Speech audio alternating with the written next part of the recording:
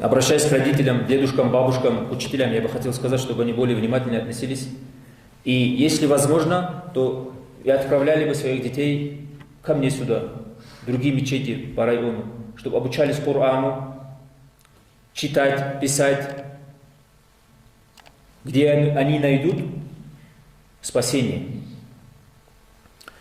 Почему я могу сказать так уверенно и обращаться к ним, почему я так могу уверенно это делать?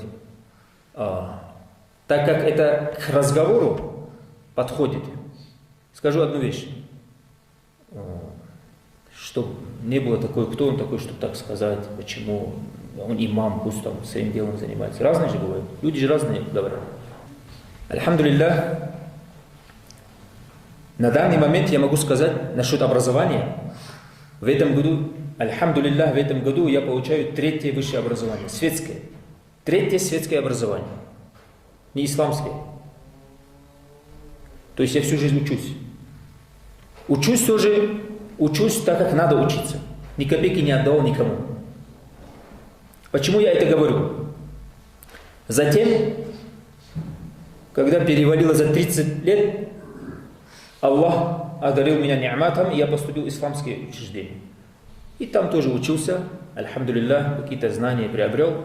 Иншаллах, и сейчас стараюсь получать знания, и дальше намерение есть до конца жизни получать. Так вот, почему я это сказал? 3 образования светское, исламское образование. И я имею полное право даже требовать и говорить старшему поколению и родителям, чтобы они отправляли сюда. Почему? Потому что я прошел через это светское образование, работал в Москве, в разных фирмах, больших фирмах.